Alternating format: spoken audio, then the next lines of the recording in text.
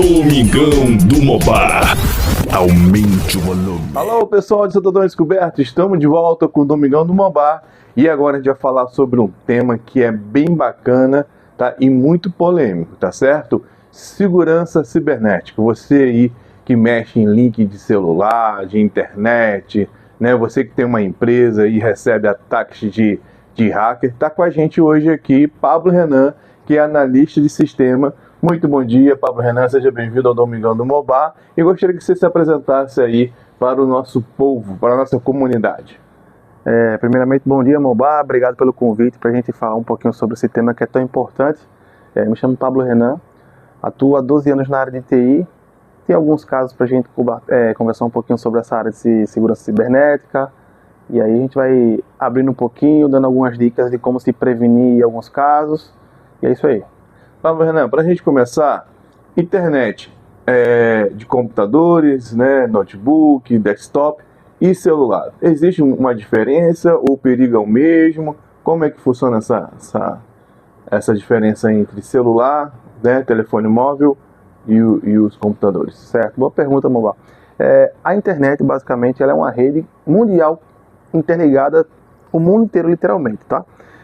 Então, independente do aparelho, você está conectado na mesma rede. Se é um notebook, se é um desktop, que é aquele computador de mesa, se é um celular, é sempre na mesma internet que você vai estar conectado. Então, se abrir uma brecha para um computador, em teoria também vai ter uma brecha também para celular. Claro, caminhos diferentes, porém é tudo uma coisa só, tudo a mesma rede. E eu percebo também, Pablo Renan, que hoje em dia até tem publicidade, né, que é uma publicidade fake, induzindo as pessoas a cometerem erro. Eu mesmo, algumas vezes, né, eu vi a gente percebe que é tal dos impulsionamentos pagos, né, e, por exemplo, tá em busca de passagem de viagem, e hoje em dia estava dando em torno de 6 mil para minha família toda. E aí parece que o celular escuta a gente querendo pesquisar sobre isso. Aí daqui a pouco apareceu um monte de propaganda no Instagram, não é isso? Com essa mesma quantidade de passagem de 6 mil por 900 reais.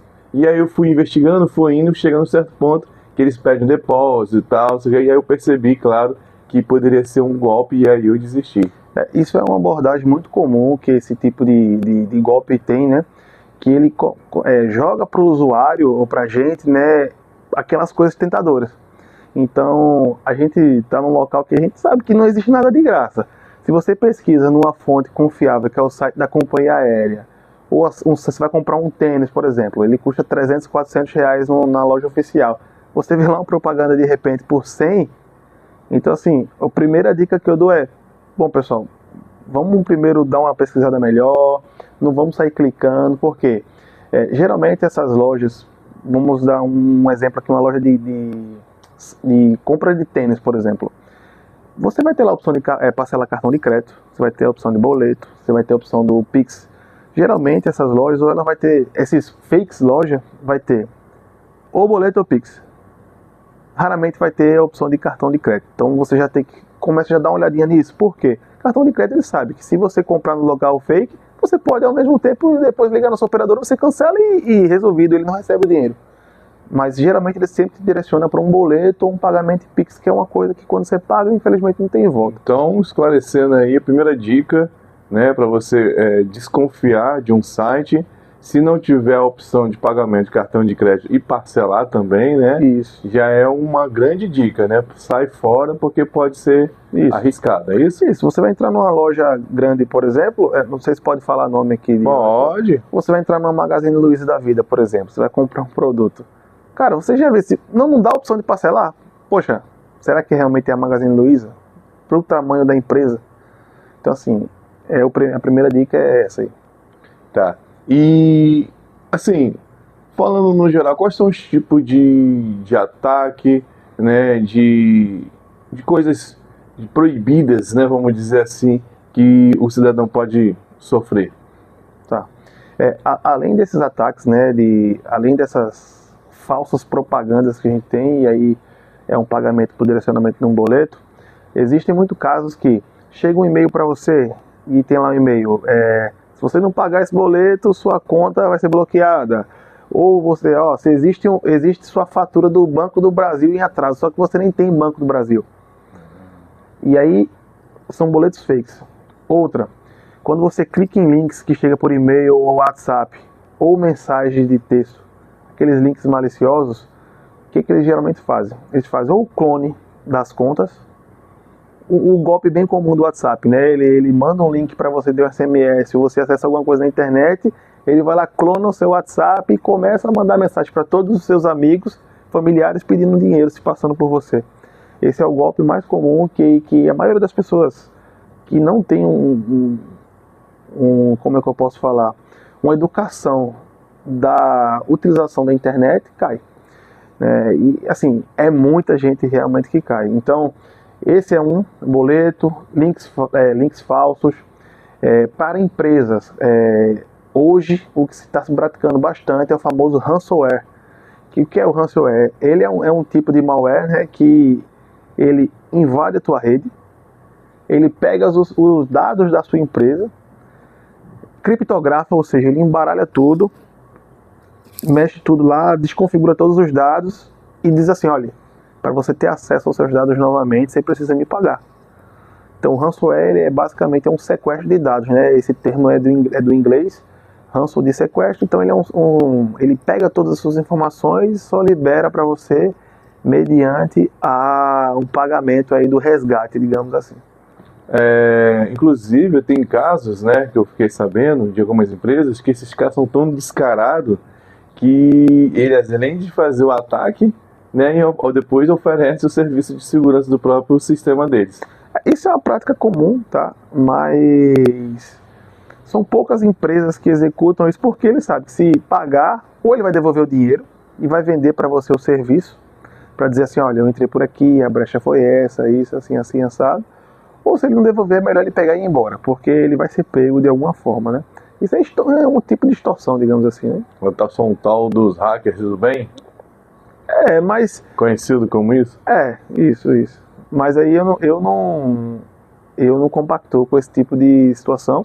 Agora, claro, existem empresas que são especializadas para isso. Então, uma empresa que você trabalha ou eu trabalho, contrata já uma empresa já nesse intuito. Então, dizer assim, olha, eu vou lhe pagar X para você executar esse serviço de teste aqui para mim. A gente chama de pentestes, né?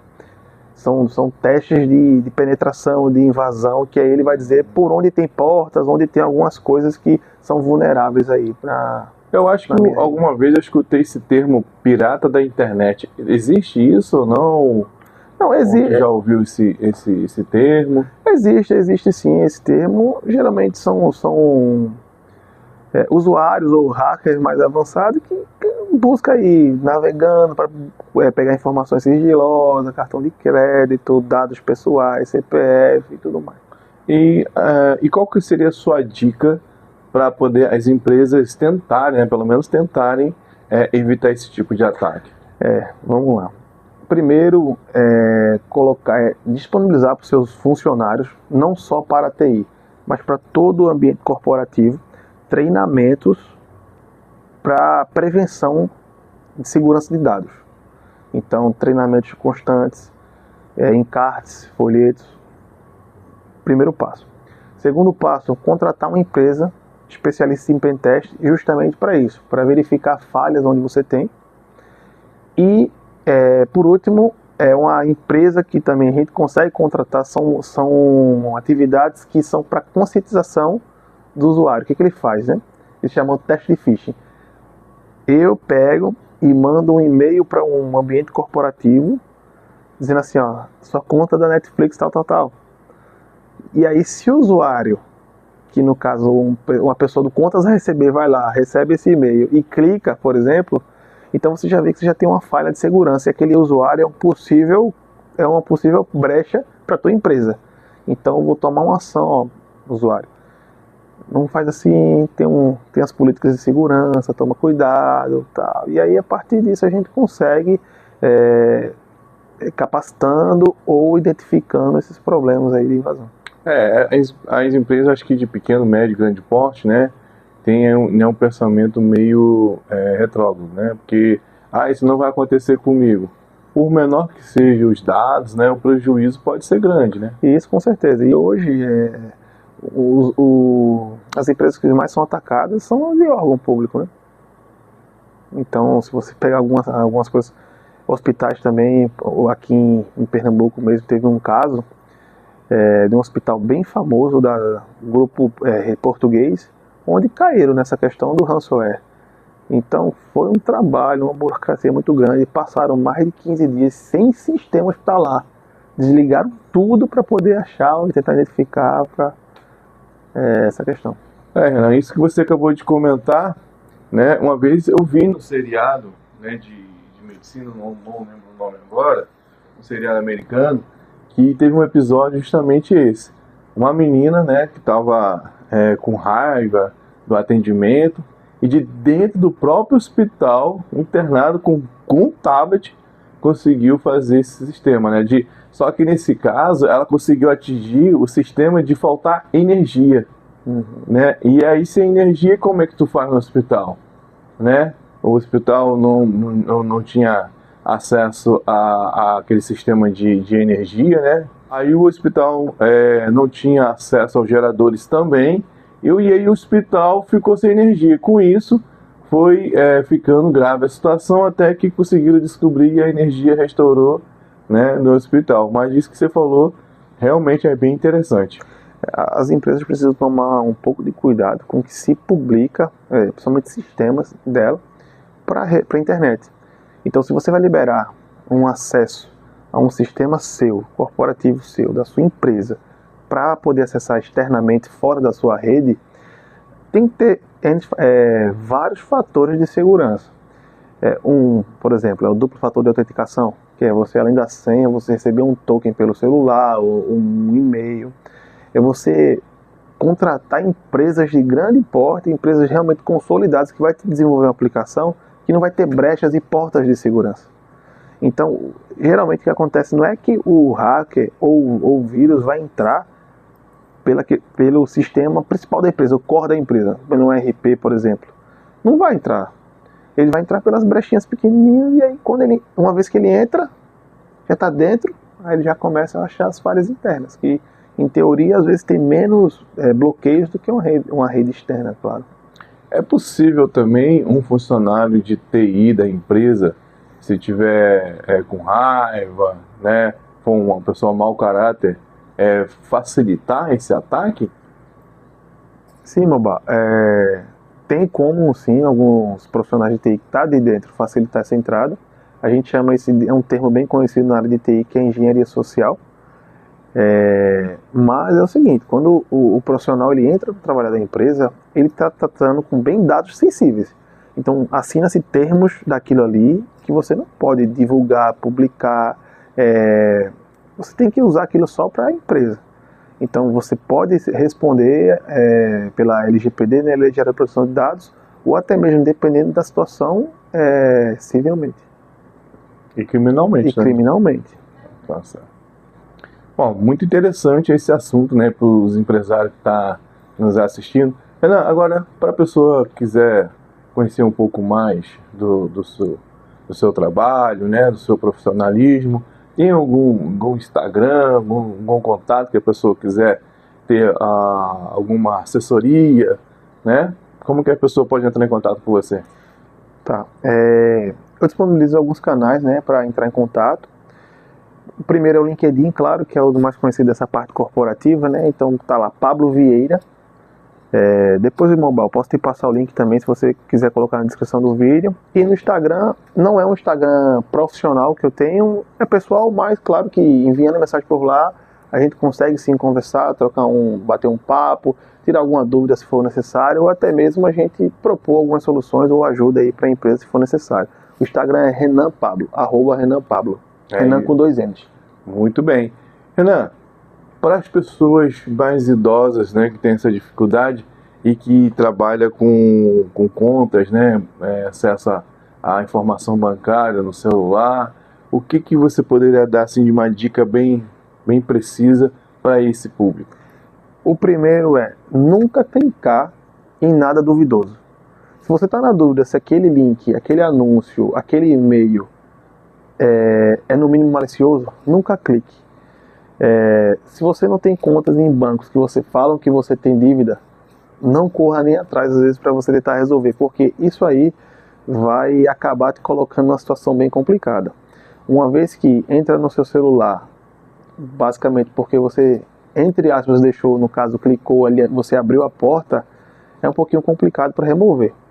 E a gente sabe, né, uma situação de uma evasão de um aplicativo de banco, uma evasão de WhatsApp, pedir dinheiro para você daqui que vai provar que não foi você, vai ser uma situação bem complicada. A dica principal é, na dúvida, nunca clique. Acho que também, se tiver muita dificuldade ou tiver muita dúvida, é melhor nem ter esses aplicativos no celular. No né, celular. De banco, né? Isso. Ou você instala esse aplicativo para algum parente seu, filho, neto, sobrinho de confiança e pedir sempre o apoio quando for fazer esse tipo de transação. Renan, então, não sei se é da sua área, né, mas de ver se você consegue falar um pouco sobre esse assunto, que tem alguns mitos, não sei se é mitos ou verdade, que as pessoas falam que o celular é algo que escuta tudo, vê tudo, né, de repente você está ali falando sobre tênis, sobre camisa, né, sobre panela, seja lá o que for, e daqui a pouco começa a aparecer propagandas, né, nas redes sociais do seu celular. Como é que funciona isso? Você sabe dizer? Em bem amplo modo, basicamente é o seguinte: quando você instala um aplicativo, ele solicita que você dê acesso a algumas coisas no seu celular para você conseguir executar o programa. Por exemplo, o Instagram, ele pede acesso ao seu microfone, ele pede acesso à sua câmera, ele pede, claro, que é para usar os recursos da plataforma. Porém, o que acontece? Quando você permite ele utilizar esse recurso, ou ele ou até mesmo o Google, que as contas são Google, o próprio Android, a plataforma do Google, né? Então, ele não é que ele escuta o que a gente está conversando.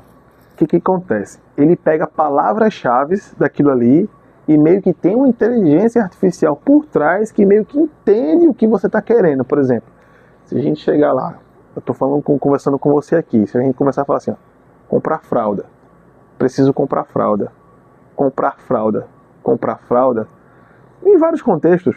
Daqui a pouco, quando a gente for abrir o Instagram, o Google em si só vai aparecer pra gente anúncios de fraude. Por quê? Basicamente quando a gente instala uma aplicação, ele solicita que você diga assim, olha, você vai usar a minha aplicação, mas eu preciso usar os seus recursos do computador, do celular, enfim. E aí meio que tem uns termos, né, que a gente aceita instalando a aplicação e basicamente é isso. Não é que ele escuta a nossa conversa, não é tão assim também não. E não tem nem por onde fugir, porque eles colocam lá, tentam diminuir esse acesso, por exemplo, acessar o microfone durante o uso do aplicativo. Isso. Mas o aplicativo às vezes fica aberto ali, a janela recebendo o tempo todo e está funcionando, né? Funcionando, isso. Meu Deus. Isso. É aí onde que acontece aquilo que a gente falou no início, né? Que às vezes pode ser uma propaganda saudável, como não, né? Uma armadilha para você cair. Então, assim, faca de dois gumes, né? Essa tal da internet. É isso aí. É muito grande, tem muita gente acessando, então assim, a gente precisa acessar com cautela. Entendi. Agora, eu já ouvi falar, né, que existe uma subinternet na nossa rede. Poucas pessoas entendem disso, né, poucas pessoas conhecem disso, mas a gente ouviu falar, isso é verdade? A tal da DeepNet, Deep Web. Isso, como é que funciona isso? Essas duas tipos de rede. Comenta um pouco sobre esse contexto. Sim, claro. A internet em si, a gente costuma meio que... é uma rede mundial, claro. E aí, a gente faz uma analogia, entrando nesse conceito de Deep Web, é basicamente um iceberg. Então a internet pra gente é só uma pontinha. Mas todo o tamanho do iceberg está onde? Abaixo do fundo do mar. Estima-se que o conteúdo que a gente tem disponível na internet hoje é cerca de 10% de todo o conteúdo que tem abaixo da Deep Web e Dark Web. Então, além da Deep Web, ainda tem Dark Web. A Dark Web. A Dark Web é realmente para cometer crimes, né? Tudo que for de crime, negócio bem pesado mesmo, é tudo na Dark Web. São servidores que ficam distante, mudando de posição dinamicamente. Servidores, eu digo, literalmente um computador fica ligado em algum ponto do mundo e aí ele fica mudando, desliga esse, liga esse. Assim, bem é claro que tecnicamente existem diversas configurações a ser feitas, não é tão simples assim como eu estou dizendo, mas diminuindo só um pouquinho o nível da conversa, basicamente são servidores que ficam mudando de instante. E na Dark Web você consegue comprar armas, órgãos. Então assim, é um negócio bem pesado. E como é que tem acesso a essa rede? Pode chamar de rede? Pode sim chamar de rede. Tanto a Deep Web quanto a Dark Web, a gente não consegue acessar pelo Google Chrome, por exemplo. Existem navegadores. O que são navegadores? Aquela interfacezinha, aquele programa que a gente usa para poder acessar a rede, que seria o Google Chrome, Mozilla Firefox, Internet Explorer e tal. Para acessar esse tipo de conteúdo, existe um outro navegador específico para isso. Então você baixa esse navegador, baixa também algumas outras configurações e aí você está com acesso. Você já acessou aquele site chamado Wikipedia? Sim. Quando você acessa uma Deep Web, por exemplo, é aquela interface. Então você tem vários links assim, você vai clicando e aí cada vez mais você vai descendo no conteúdo que você vai buscando, vai navegando, afundando, entrando mais. E tanto a Deep Web como a Dark Web não tem legislação e não consegue ser controlada de forma alguma. Não, porque você derruba um servidor, ele sobe outro em outro local. É uma rede muito grande também. E é mundial também. E isso não acontece com a rede normal? Não, a internet, porque a internet, ela não, em teoria, a internet ela não permite você trafegar e deixar exposto todo tipo de conteúdo. E na Deep Web, como não tem órgãos regulamentadores, digamos assim, então trafega todo tipo de conteúdo. Entendi. A gente já tem uma evolução de uns 10, 15 anos, né, da própria internet para cá, né? Porque a internet também é um ambiente meio que sem lei, né? Hoje em dia você esbarra em algumas dificuldades, algumas leis, né? E qual que é a sua visão sobre isso? Assim, a internet, ao meu ver, não tem que ser regulamentada a nível de acesso. Concordo ser a nível de transmissão, compartilhamento de conteúdos inapropriados. Mas, tanto os streams de vídeo, áudio, pesquisas de questões acadêmicas. Imagina, você pega algum país que vai lá e fala assim, a partir de hoje a gente não compartilha nenhum conhecimento acadêmico da gente. E o resto do mundo tem que acatar. Então assim, eu acho que a gente não consegue mais. A minha visão é que a internet sim é um bem social da gente, não tem mais como ter um dono. Não pode ter um dono. Entendi. Bom, Pablo Renan está aqui com a gente hoje, falando sobre esse assunto importantíssimo. Eu gostaria de pedir que deixasse as suas considerações finais, né? Falasse aí para o nosso público, lembrando que a gente está em Santo Antônio Descoberto, Goiás, no programa Domingão do Mobá, nessa manhã de domingo maravilhosa. Primeiramente, Mobá, quero agradecer o convite, dizer que foi muito bem recebido aqui para você, com você, essa audiência aí maravilhosa. Quero deixar um abraço aí para todos da cidade, Santo Antônio Descoberto, do estado aí do Goiás. Fico muito agradecido por ter realmente essa oportunidade de estar compartilhando um pouquinho desse conteúdo com vocês. Só recapitulando algumas dicas, a principal é, na dúvida, nunca clique. Nunca clique. Na dúvida, nunca clique. Pergunte sempre para alguém que você acha que tem um conhecimento um pouco melhor para lhe ajudar. Quem quiser entrar em contato comigo, o Mobá vai deixar aí com vocês o link do LinkedIn, não é isso, Mobá? Isso. E o meu Instagram é @RenanPablo. Fico aí e obrigado mais uma vez pela oportunidade. É isso aí, gente. Domingão do Mobá. Daqui a pouco a gente volta com mais informações, com mais bate-papo para vocês. Até daqui a pouco. Valeu, pessoal. Tchau, tchau. Domingão do Mobá.